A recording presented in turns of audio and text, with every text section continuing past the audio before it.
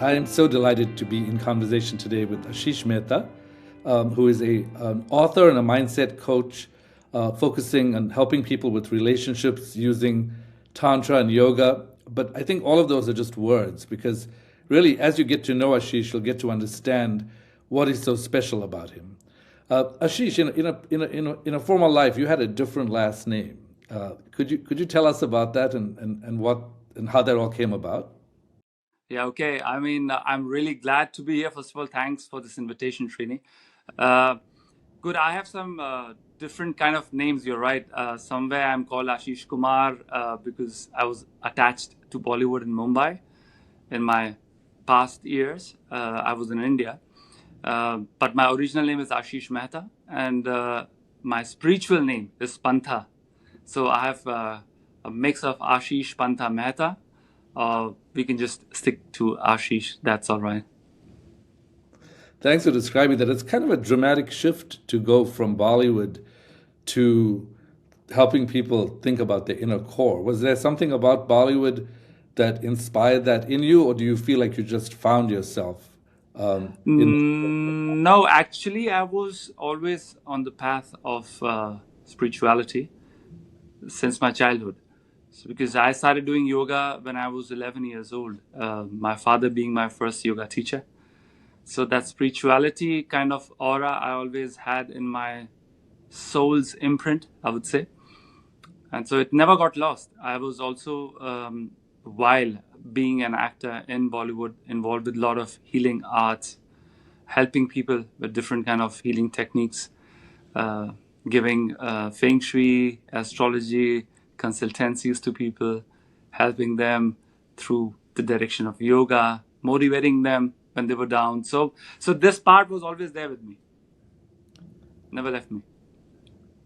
I mean, I'm intrigued by when I found you on Instagram and when I saw what was going on. I was like, who's this guy? He's of Indian descent in Germany, and here I am in New York. And I wonder, it's sort of interesting that our paths crossed so many times. Yeah, But what's particularly interesting to me is that when I look at some of what you have on Instagram, it's very physical.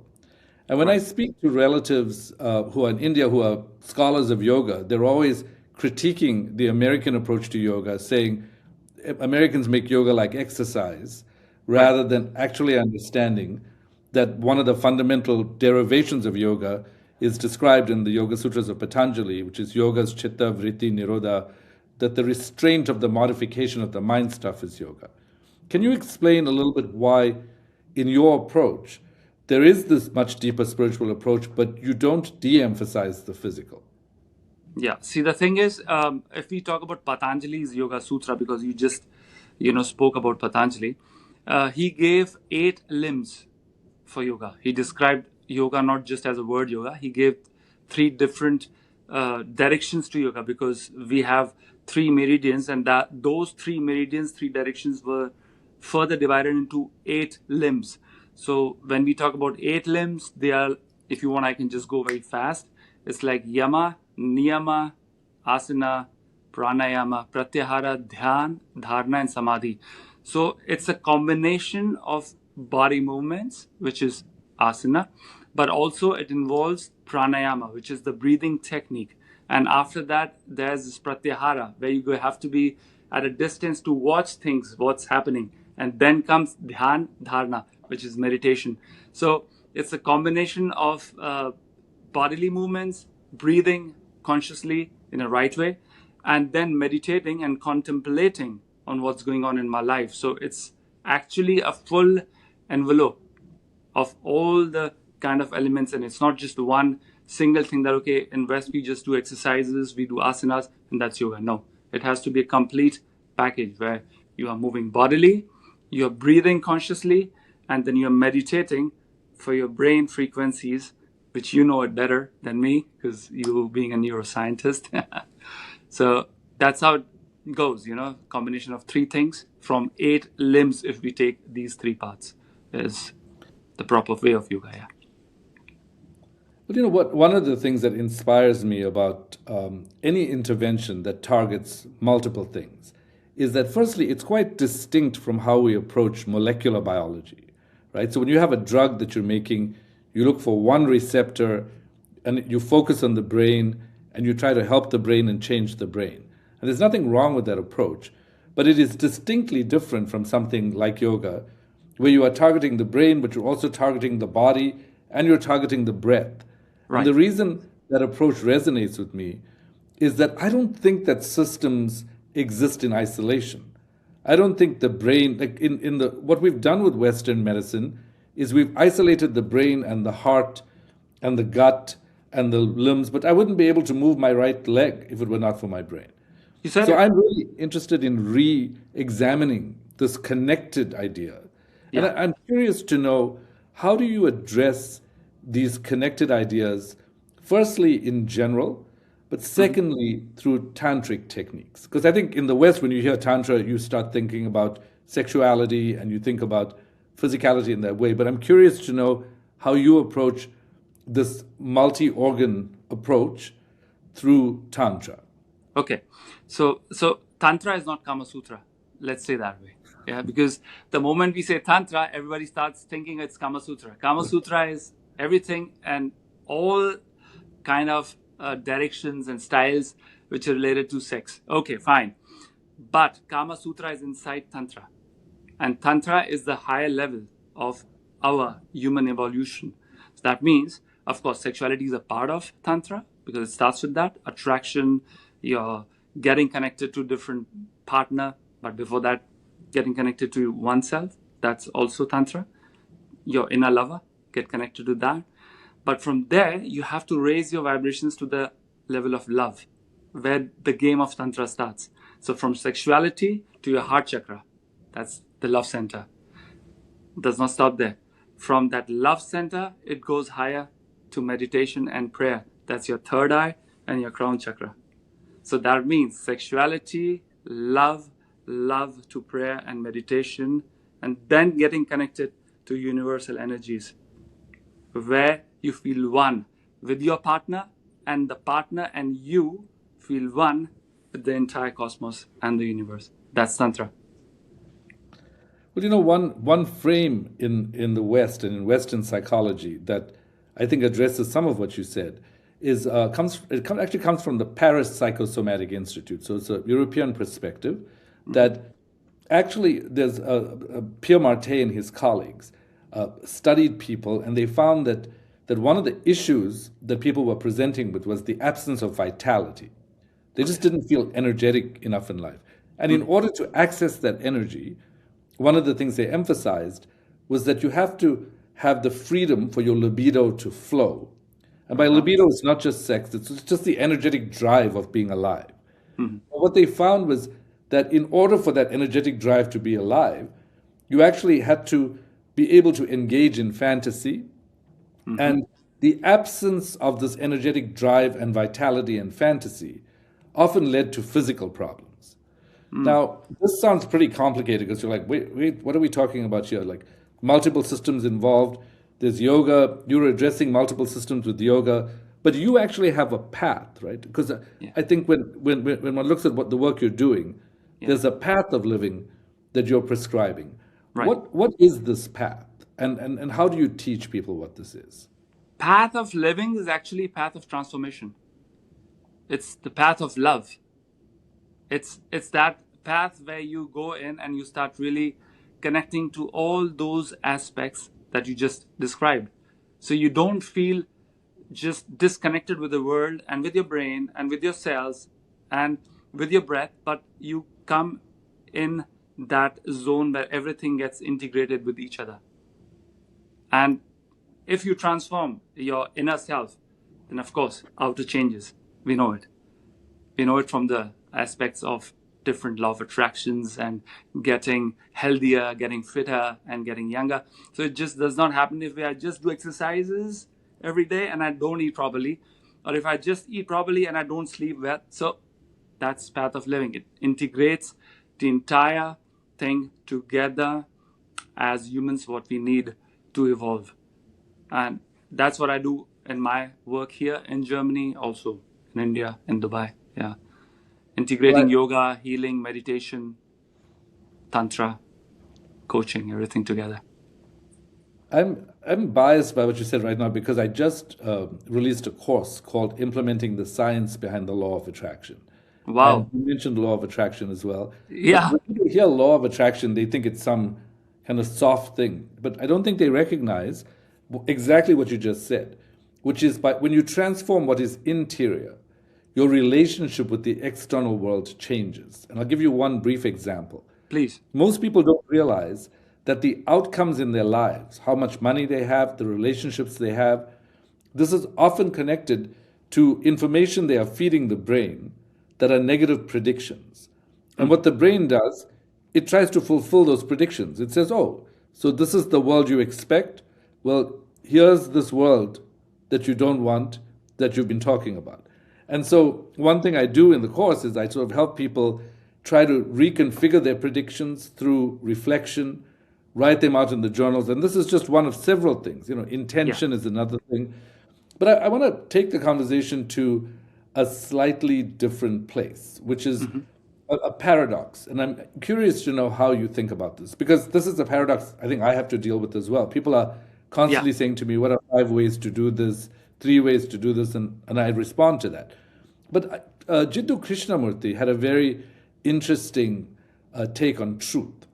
Hmm. He said that truth is a pathless land, that there is no path. And it sort of coincides with people like Rumi, for Mm. example, who Mm. say, outside of right and wrong, there is a field, I will meet you there. Yes. How do you, I'm curious to hear how you think about these paradoxes. And when people come to you, often they're caught in this confusion, right? They're They are. pulled by one part of their lives, and they're like, oh, the commonest example is that when I've worked with mothers in the past, they would say, I, I love my children, but I really hate my life. And Mm. I don't know how to reconcile these two different things. Interesting. But Interesting. if truth is a pathless land, would you recommend to people that they follow a path, or would you recommend that they abandon the path to connect with truth? I mean, whatever they do, they will have to do something.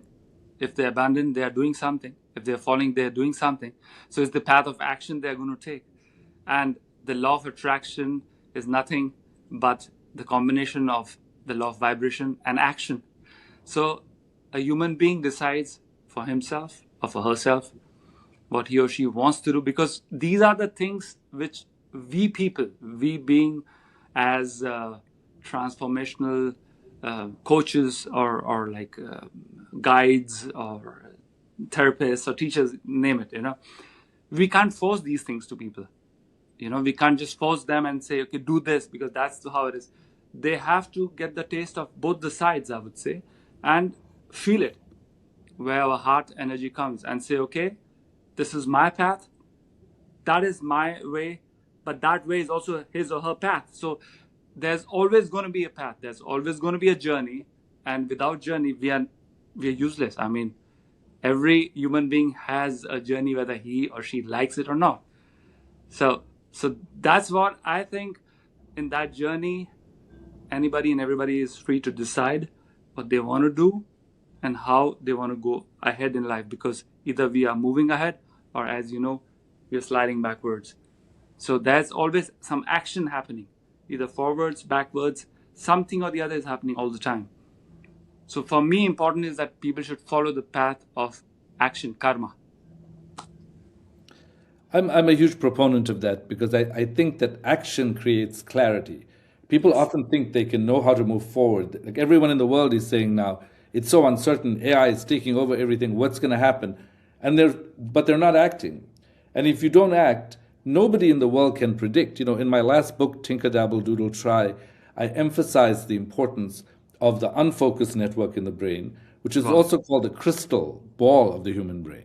And Lovely. this Lovely. actually helps you predict. But one of the things that helps you do this is if you go on a walk on a winding path where you are acting, and when you are unfocused, your prediction brain can actually help you predict the future. But I'm Yeah. connecting a couple of different concepts here. One is the idea of action itself, Yes. which is, I think, certainly in the West, that's a very appealing idea because people like to do something. But Hmm. I'm curious, when you say, firstly, I really resonate with the fact that there's no one size fits all. No. Everybody has to do whatever suits them. But the second thing I would think about is, where does illusion fit into what we think we're doing? How do you understand Maya, the concept of Maya, and how does that relate to the paths that we choose? Because most people are making their decisions based on what they perceive.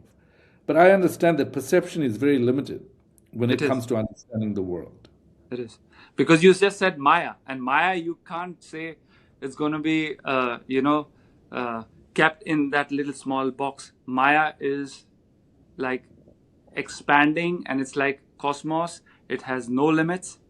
Nobody can grab Maya. Nobody can catch illusions. Illusions, they keep on just expanding more and more and more. According to me, because I come from Indian background and I come from India, we have uh, in astrology, because also I do astrological readings and kind of feng shui charts for people. So in that we have two shadowy planets. One is called Rahu and one is called Ketu. So I'm going to go in that direction and explain Maya and illusion. And Rahu is nothing but illusion. And he is supposed to be the shadowy planet for all this artificial intelligence that's happening at the moment, and which will keep on going on till 2031. So where you started, I'm ending it there. That illusion, artificial intelligence, Maya, all connected to one shadowy planet called Rahu, which always expands this more and more. And we think it's reality. It's not. It's not. It's just that kind of a nice, beautiful sunglasses that he gives us and say, hey, that looks so cool. That's real. That's not real. The real thing is inside of us, that divinity. And there comes that, tug of war. Okay, is what I'm seeing, the illusionary world, is real? Or should I go inside and search for that divinity, which actually is the main reality? Well, so it seems like much of what you're prescribing or suggesting is sort of like, whether through movement or breath work, is a deeper connection with what's going on inside. And I can imagine somebody listening to this thinking, I'm kind of following these guys, but they're also making really like loose associations. What happens when things are not that concrete? Well, I want to just remember out loud a moment in our conversation. It was the first time we ever talked on Zoom, and I had never met you before. I didn't know Right. anything about your No, background, no, and nothing. No, no. Yeah. I said to you, I have a feeling that I feel like I'm receiving about you. Like, you remind me on the one hand, sort of to be grounded in your relationships and whatever is going on in your home life in Germany. On the other hand, I experience you like Hanuman. Hanuman is a representation within Hinduism of what people will sometimes call the monkey god, and you were surprised and said, "Well, look what's here at my desk. I have a Hanuman right here." Yeah. Now, when you go off script and you stop thinking about logical things, you sometimes have discoveries like that. Some people might think by chance, but I can tell you, I had not for the longest time even thought about that particular representation, which is Wow. Hanuman. When you heard that, Yeah. what was your reaction to it, and what is that kind of thinking, and can it help you on a spiritual path? Of course, it can help us in that so-called journey or the spiritual path. What you just did was the tapping of intuition. You tapped your intuition center in your brain, and you felt something is around this person's aura, and it seems like it could be Hanuman, and you just threw it out of your system, and it was no accident that this was Hanuman, which I showed you, and I'm showing you again and to the audience, that this is what we spoke about, and that's Hanuman's statue, monkey god, which is always with me. Um, because we humans have this intuition. We all have this. Animals have it too. In animal kingdom, it's called instinct. We have this. People don't tap into it. That's the problem. And your brain is functioning in an amazing manner, Srini. I mean, that's what you're doing, Your brain frequencies are relaxed. Um, they are functioning in an optimal manner. So you can sense and grab the informations coming from the other side.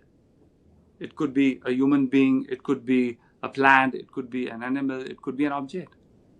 Because when we talk about this deity Hanuman, he's associated to wind, and wind carries one thing from one place to another. And same as intuition. So it carries something from one side to the another, or from the other side to this side. That's called thoughts. Yeah. I mean, the thought vibrations, they are transferred. And we catch it or we ignore it. That's up to us. So that's what you did. You just caught those vibrational patterns, or whatever you may call it. And you are very good in intuition. So you tapped into it and you said, I feel it that way. Is it so? And so I showed you that statue which I just showed. So it was no accident. I mean, amazing the way your brain works, Srini. Well, you know what's cool is there's a study that looked at people. It was a small sample size, but they looked at people in India and in France, and they couldn't see each other like the way we could see each other, and Yeah. they couldn't hear each other. But they had one group of people think words in Spanish, like "hola," and they wanted to see if the internet was on, whether it could travel from one country to another. And in fact, they were able to show that statistically, it is There you go. possible for thoughts when they are tapped into that frequency to travel across that distance. There's See, so much I so could talk to you about see, so this, but that means matches. Yeah, matches that. Wow. Yeah. yeah. I want to ask you about one more thing because we have just a little time. But you have a book that you just released, and when I first heard it, I was like, man, I wonder how people will respond to someone who's teaching them not just how to live but also how to die. Yes. Can you tell us a little bit about the name of the book, and what you believe the value of the book is? Yeah, the name of this book in German is called Glückselig sterben, which means dying blissfully. It's still a taboo, about death to be spoken here in West. So it was a challenge to take this book out, because in East, it's pretty common. You grow up with this word death and dying, and how you are living, and one day you have to go.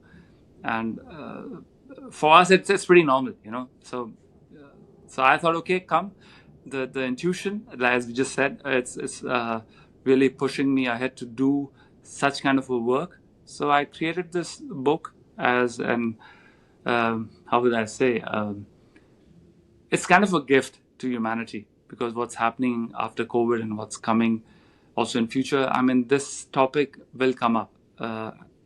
And dying blissfully is important, because to die with frustrations, to die with depression, to die with a lot of sorrows, I think it's a heavy death.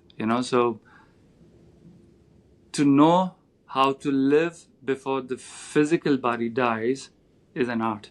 And in that book, I have given some techniques, some meditations, some asanas, how you can come face to face with that energy of death, but in a playful manner.